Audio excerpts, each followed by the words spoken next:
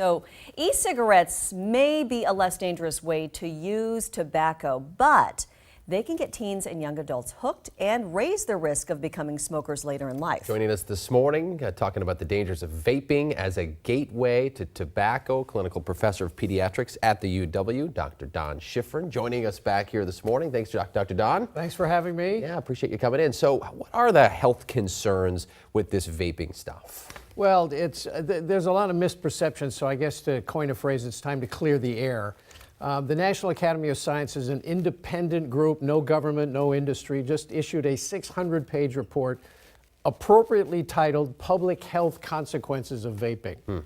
So although this has been around only 10 years, there's lots of research that shows, yes, this can be less harmful if you are an adult smoker and you're trying to quit. There may be, and again, we only have 10 years, so we don't have a long time to look at the toxins that are emitted from these electronic nicotine delivery devices. Let's call them what they are. They're nicotine delivery devices. But there is high risk and there is high harm to teenagers. What kind of harm are we talking about? Well, we're talking about the harm of saying there's substantial evidence that starting vaping is going to lead to more tobacco products. Now, right now, in the United States, about 11%, this is the most popular tobacco product used by teens and middle schoolers. The United States, about a year ago, they did a study, 11% of high school seniors or high school students are using vaping. In the state of Washington, 12.7%. Only 8% use like regular tobacco cigarettes. So again, what we're seeing is teens perceive this as less harm because that's what they're hearing. And remember, all the big tobacco companies have bought e-cigarettes. There's about 400 brands. There's 7,000 flavors. So they're thinking low harm, high flavor, and a little curiosity. Yeah, because you go to one of these shops and there are flavors all over the wall. It's very popular, so it's very well marketed to kids too. Correct. Right? And again, the big tobacco companies have bought e-cigarette companies because this is a $5.1 billion market. So they are looking for new customers. So again, just to quote Jack Ryan, there is clear and present danger for teenagers, even though they cannot buy e-cigarettes because they're under 18, they can get them and they're advertised online, in magazines.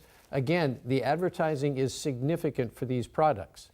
So the idea of vaping for adults being a less harmful way for them to curb their tobacco use is actually having a larger effect on the teens and young adults who are using them. When they hear less harm, that's a quote-unquote morning call for them to say, well, if there's less harm, this would be better than smoking regular cigarettes. But again, the addiction potential of nicotine is very high. These are nicotine devices. So what is your big concern when you look at the big picture of this, with only 10 years and then this new report coming out?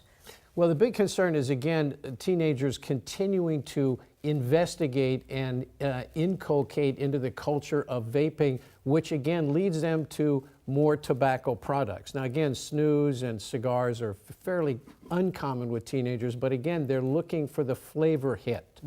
And remember, these are also dangerous to toddlers. Some of the cartridges have been ingested by toddlers. The poison control centers are inundated with calls because the cartridges aren't childproof yet.